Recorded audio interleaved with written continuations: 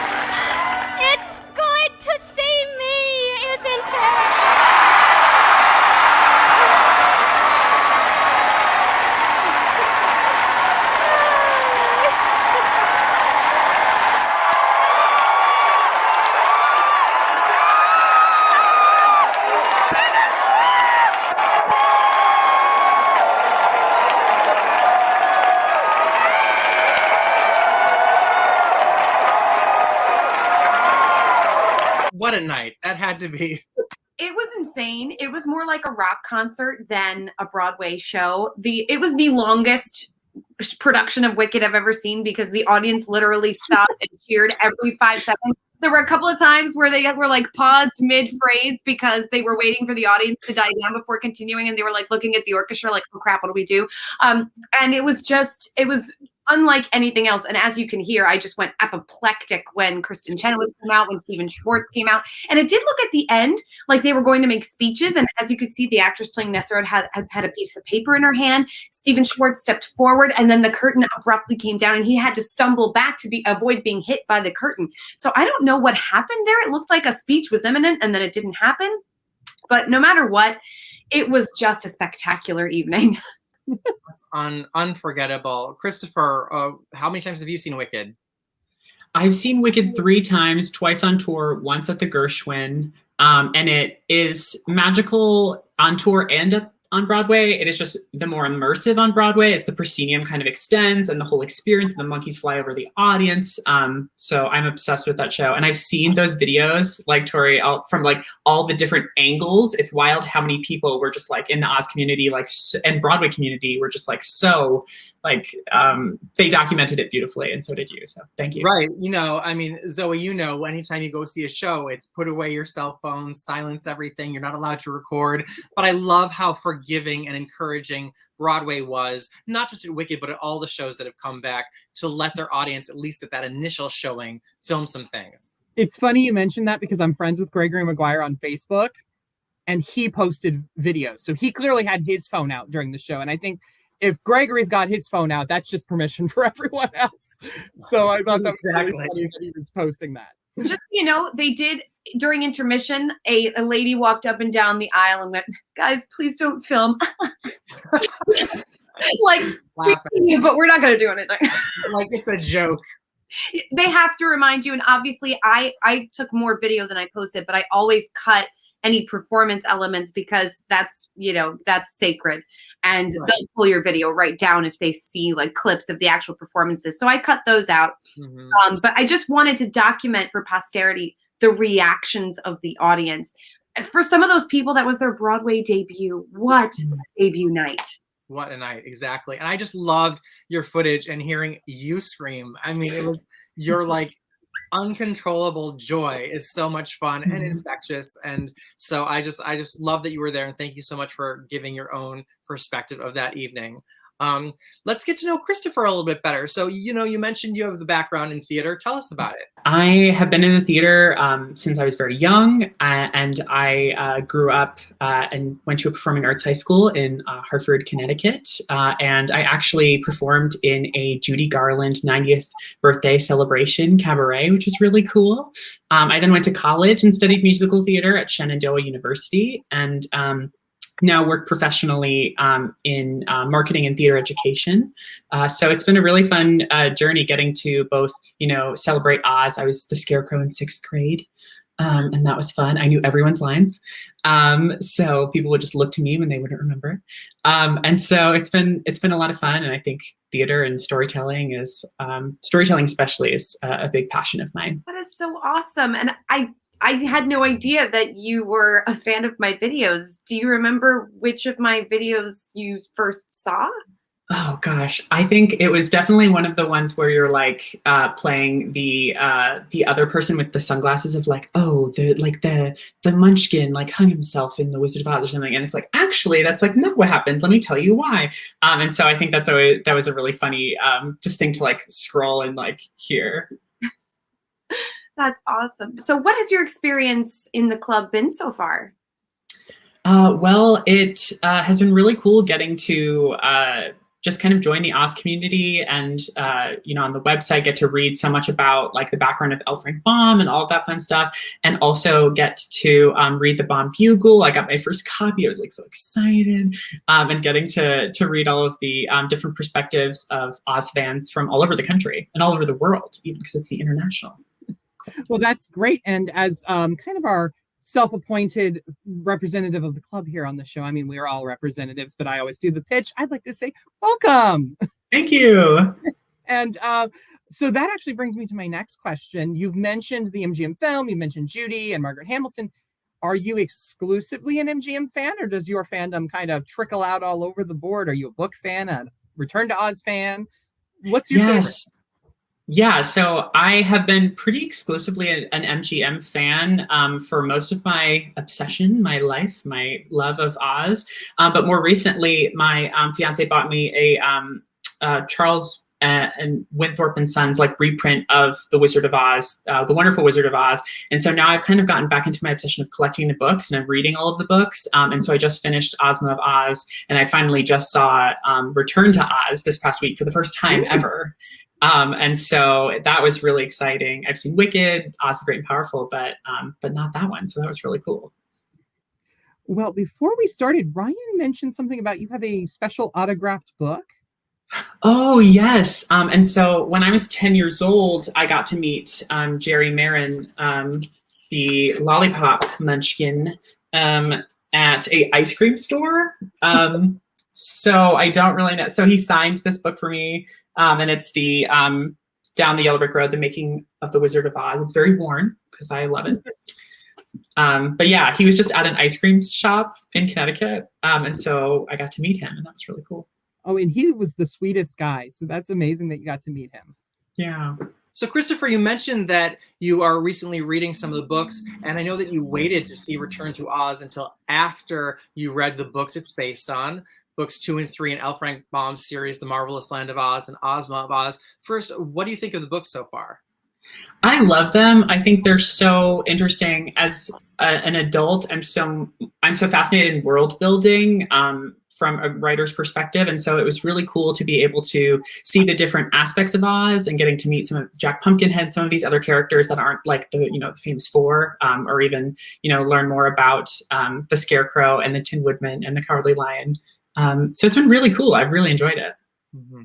And I want to add everyone else back in right now as I ask the next question, because I think it's fascinating. Here on Oz Talk, we're all such diehard Oz geeks, and we love geeking out about it together in all different aspects. But we have all, seen Return to Oz and lived with it for years and all these other Oz projects. So it's really fun to meet a new club member who's also seeing Return to Oz for the first time at this point in your life. And so I thought it would be really fun to hear from you. What was that experience like? What, did you go into seeing it knowing in advance that it has this kind of cult following and some people criticize it for being too dark? And just what did you think of it seeing it?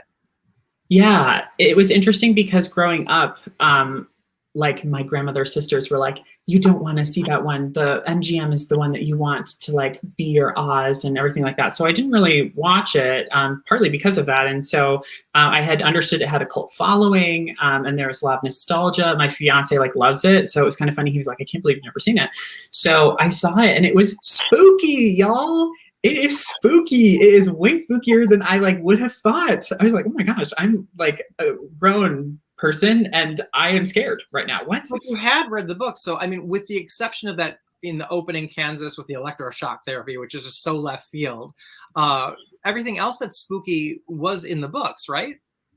Yes, we combined like the princess with the heads with Mombi, and like there are some other like elements. And I also think that just like the music and the sound like really heightens it for me. And so there were like those moments where like Mombi was like chasing Dorothy, and she got on the grump and then they all flew away. And I was like, oh my God, like quiet, like grab that key. So there were those moments that were in the, parts of and adapted and smushed together. But I was like, oh my gosh, this is scarier than I thought, even when I was reading it. I think one of the great things about Return to Oz and its spookiness is it does bring Oz to a whole different age group. I know a lot of people, when I saw the film for the first time when I was 2, and even though it was a little creepy, I loved it. And it was really great because as I got older and some of my friends were outgrowing The Wizard of Oz and they couldn't really relate to why I loved Oz so much. I'm like, but wait, I've got the Wizard of Oz horror movie. And like, as 9-year-olds, we're like, oh my God, this is amazing. And then it's funny because then I met my husband, who was also already a huge Return to Oz fan before we even met. Christopher, do you think you're going to watch it again? Definitely, because I think there's so much to mine there. There are so many like nuances and so many details that like I'm sure I did not even catch the first time. I love Fairuza Balk. Well done. I loved Fairuza Balk's interpretation of Dorothy. Actually, I will always love Judy the most, just because that's in my DNA. But I thought she did an incredible job as Dorothy and was more akin to the books, like Dorothy, than I thought Judy was. But yeah. Mm-hmm. Tori, if you could imagine what it would be like for you to see Return to Oz for the first time as an adult, could you even imagine? We're so accustomed now to the darker, grittier interpretations of Oz. That's kind of standard practice now. But in 1985, that was pretty radical for Disney to take these books and go push them this far. They're actually, in my opinion, it's actually the film we have that is the closest to the feel of the L. Frank Baum books. Even though it did take a couple of liberties. I think as an adult seeing it, I'd be like, whoa, how have I been missing this?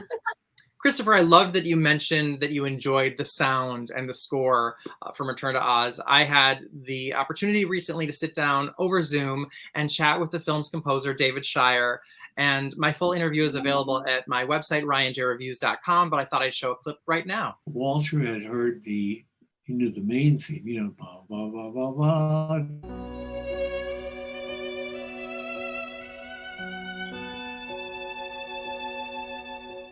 And he said, wouldn't it be a good idea if the Ozma theme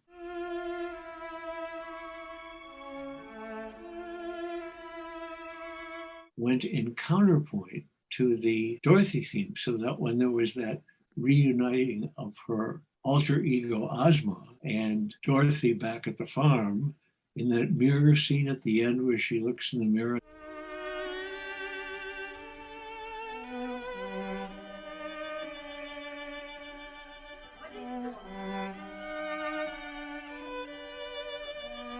you realize what it was. She went down there to find the rest of her soul that she had left down there.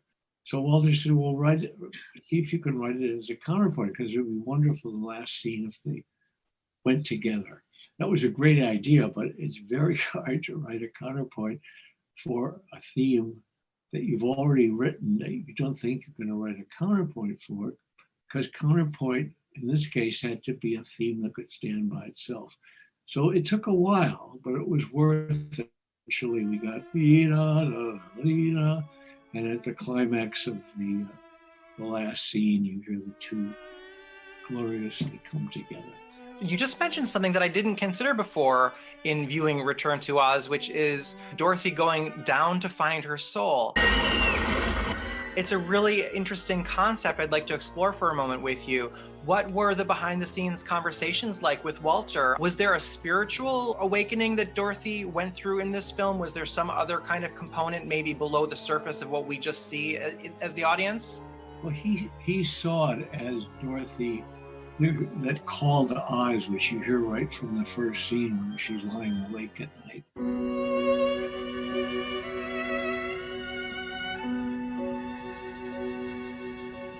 And the shooting star shoots across, which is kind of an omen.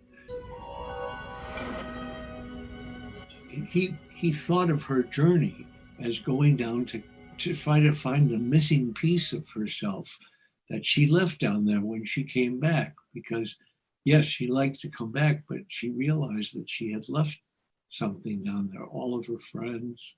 It may have been Walter who said, well, it's really her other half, because it's her alter ego. Mm-hmm. And cool. It just came out of our discussions, but I'm sure the idea came from him. That's very, very cool. I love that. Did anybody else ever consider that?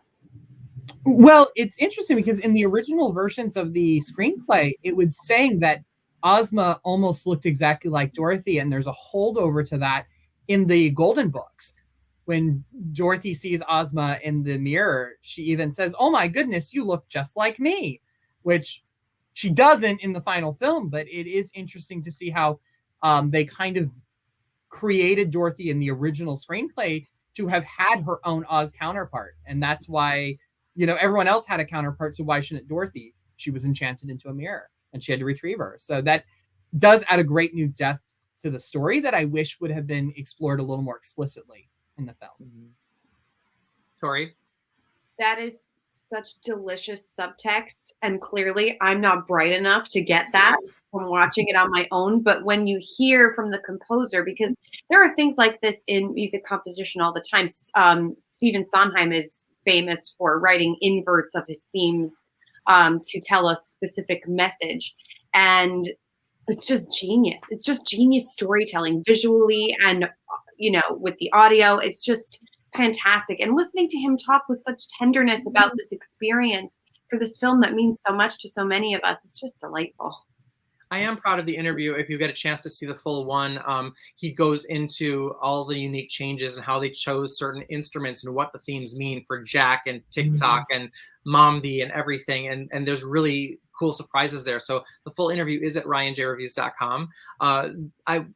I do want to point out, though, that does anyone else think it's weird? Or Christopher, what do you think about the notion? You just saw Return to Oz. The one thing that made me a little uncomfortable, and I just thought of it this time watching the clip, because obviously I did this interview. I've watched it 100 or more times editing the interview. But now hearing about going down to Oz, just makes me think, I don't know if I like the notion of Oz being below, because there's something else famously below that we think of. So I always thought of, Oz, or as Baum developed the concept of Oz just being somewhere else on a map, but that we don't see, kind of on the same plane that we exist on. What do you think of that, Christopher? Yeah, I agree with you in that down is probably not where I also thought. I thought it was just away or far off. If anything, it was above in my understanding, because it was just magical and unlike our world. Mm-hmm. But do we think he was saying that Oz was below, or was he talking specifically about falling into the Gnome King's dominions? Because in many ways, the Gnome King's kind of, as much as I hate to get biblical here, he kind of plays the satanic role in the world of Oz. He lives below the ground and he does evil things. It's not a perfect metaphor, but that's what I mean. I think to me, it seems like he was saying the Gnome King's dominion was down. And that's what I got from it as well. Oh, okay. That would make more sense then. Absolutely. So that's really fun. Any last thoughts about Return to Oz? If you haven't seen it, yeah, I was going to say, if you've not yet done it, now's the perfect time, because as Ozma says, it's Halloween soon. It should be a Halloween movie. I mean, it is to me. I mean, you saw last Halloween, I carved a Jack pumpkin head out of a pumpkin and used it as a set piece for Oz Talk. Yeah, that was amazing. Perfect for Halloween. Do it again. I probably will. Is it too early to talk about Halloween? Was anybody planning anything for Halloween this year? Socially distanced candy giving. Tori, what about Rosa? What's she got on the books for Halloween? Well, I usually every year, but now Rosa dictates Halloween. So this year we're going to be Mal and Maleficent from Descendants. Oh, that's great. And then Kristen Chenoweth not. There you go. Perfect. All the synergy there. I love it. It's really, really great. Well, this has been so much fun. Christopher, you're terrific. You'll have to come back. Will you come back to Oz Talk? I would love that. Thank you all so much. I so appreciate you just like welcoming me into the fold. I appreciate it a lot. Well, we appreciate you. Thanks for joining the Oz Club. What's your social media if anybody wants to follow you or get in touch? So I have a Instagram where I've been posting the books that I've been collecting. So it's Oz Book Collector, OZ Book Collector. So you can follow me there, and my personal is in the bio for that as well. Awesome. Thank you so much. And thank you everybody else. And Zoe, take it away. Let everyone know how they can join the Oz Club. All you got to do to join the Oz Club is go to ozclub.org and click the Join Now button, and you will start getting bomb bugles delivered directly to your door 3 times a year. And I highly recommend you do it because the autumn 2021 issue just came out, and it is going like crazy. People love it. It's flying off the shelves. So join now so you can get your own issues 3 times a year. And if you join now, you'll get the back issues for this year. So what are you waiting for? Go ahead and join ozclub.org.